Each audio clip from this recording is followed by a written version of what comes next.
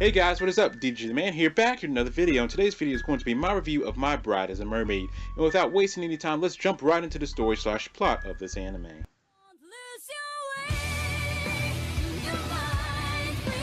So the story revolves around a middle school kid named Nagasumi, who in the first episode is saved from drowning by a girl named Sunseto, who just happens to be a mermaid, and by mermaid law, one of three things must happen because of this. One, Sunseto the mermaid must be killed. Number two, Nagasumi must be killed, which is what Sun's dad Gozaburo really wants to do.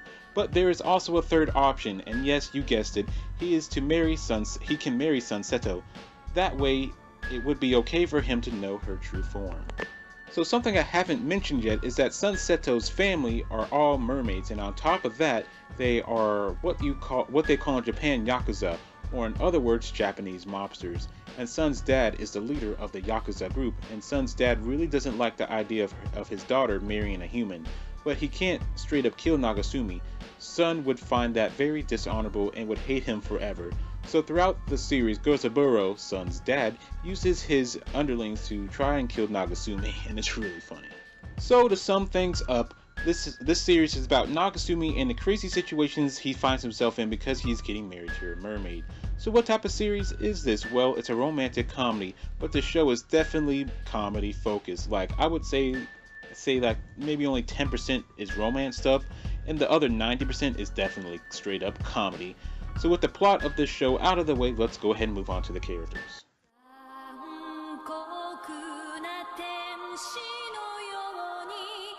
Okay, so this show has a huge cast of characters, so I'm going to try to go through a lot of them, and I might go a little fast. First off, it's Nagasumi, the main lead character. Well, Nagasumi is pretty much just an average guy who just got thrown into this situation of marrying a mermaid, and so because he is going to be getting married to Sun, he wants to hide that fact from his friends at the school for obvious reasons. Next is the main female character, Sunseto. Sun is of course a really sweet and caring character, but she is kind of an airhead, but I wouldn't go as far as call her dumb. And do you guys get the joke, Sunseto, like sunset? Yes, a play on words.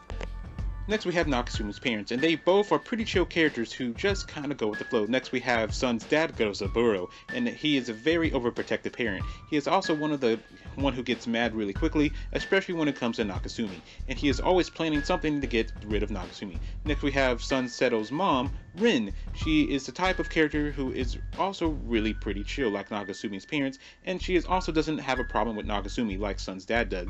Also, she's the one who kind of keeps Sun's dad straight and doesn't like to put up with any of his crazy antics. Next we have one of Gozaburo's right-hand men, Masa. He is just a really cool guy, like he's just like the definition of cool, and a lot of people find him handsome. Next we have Gozaburo's other right-hand man, Shark Fujishiro. Fujishiro is always looking for the opportunity to eat Nagasumi, and that is always for funny because he's a shark. Next is Maki, and Maki is Sunseto's bodyguard, who is kind of two-faced. On one hand, she is really nice and super sweet when it comes to Sun, but when it comes to Nagasumi, she kind of tries to kill him on multiple occasions. Next we have Lunar and her dad. Lunar acts as Sun's rival and tries to steal Nagasumi away from Sun at different occasions, and Sun's dad is a parody of the Terminator. Y'all will know what I'm talking about when you see him. Next we have Nagasumi's two close friends, Chimp and Mawari. Chimp is the preferred best friend who can be really funny, especially when he goes into his Roshi mode. And Mawari is Nagasumi's childhood friend who tries to keep the order at the school. Next we have his class rep, who is kind of a wallflower, the character that is really shy and isn't really noticed a lot. Next we have Kai, and he is also a mermaid, and he is one of the richest guys in Japan who wants to marry Sunseto. So he tries on multiple occasions to try to steal her away from Nagasumi. The last character that I'm going to talk about is Akano, and she is a mermaid examiner. She examines the other mermaid characters to see if they are fit to live on land, and if they are not, they are sent back to the sea. And that is all the characters that I'm going to talk about. There are a few more, but this has been going on for too long, so let's move on to the good.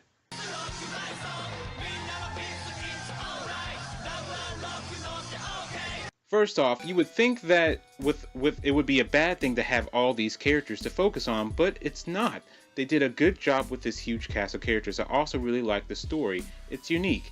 in its own way, and their humor is also pretty good. And I also like how ridiculous this show can be, from submarines coming from the ground to Nagasumi being turned into a giant to Lunar's dad being a parody of the Terminator. This show is just ridiculous in a good way. I guess I could also talk about one of my favorite episodes here, and that episode is where Kai, the rich kid, thinks that he is going to die, and everybody else thinks he's going to die too, and they all treat him really good and everything. And it even gets pretty emotional towards the end of the episode because Kai is challenging Nagasumi to a fight to the death for Sunseto, and then he's just laying out his feelings for all to know, and it's just a really good episode. The last good thing that I want to say is that I really enjoyed Season 1 and Season 2's finales.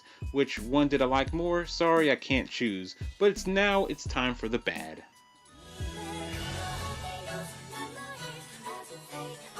The first thing I want to talk about is a nitpick, and that nitpick is that Nagasumi and Sun never kissed throughout the entire anime, not even in the series finale, which I won't spoil here, but that's just a nitpick.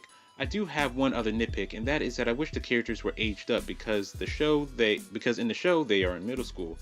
I would have liked it to be at least high school setting, not that it really matters. It would have made scenes like this a little less awkward. I'm ready for that yet. Shouldn't we wait until we're a little older? People usually start doing it at our age. That sounds like Akano and Sun. It is, but what are they talking about? You want to do it in the bath? But what if somebody sees us? I'll be gentle. What is it they should be a little older before doing?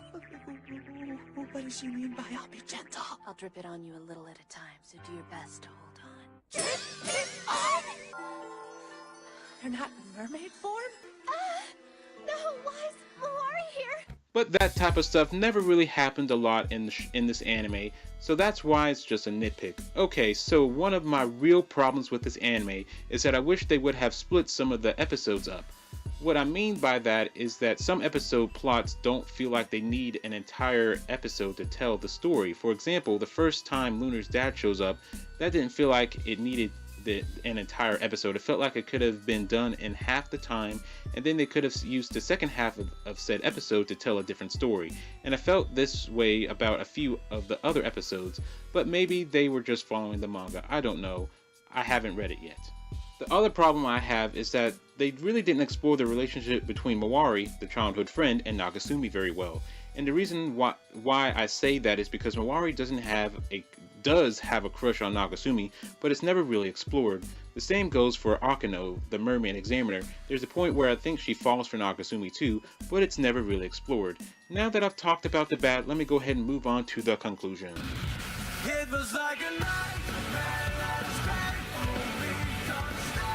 So let me go ahead and start rating this bad boy, and first off is music, and I'll give that an 8 out of 10. Nothing bad, but nothing that really stands out to me. Next is animation, and I'll give that a 9 out of 10 because I really like how they change animations a lot. To do a joke, it's really funny. Next is characters, and I'll give that a 9 out of 10. I don't really have a problem with any of them. They are all just full of energy, and I just love it. Story, I'll give a 9 out of 10. I really enjoyed it. It's unique, with this being about a guy who has to marry a mermaid or die. Enjoyment, I'll give an 8 out of 10. This series is so ridiculous and funny, but I do have a few problems with it. And the last but not least is the ending, and I will give that a 9 out of 10. It pretty much gives you what you want for the last episode, but it's not perfect. So overall, this anime ends up with an 8.6 out of 10. Again, I really enjoyed this series, especially because of how ridiculous the humor can get. So I highly recommend this series, and if you didn't know, it does have an English dub. So if you want to check it out, go ahead. And if you guys like this video, like the video, and if you like me, subscribe to me. And as always, this is DDG the Man, and I'll catch y'all next time.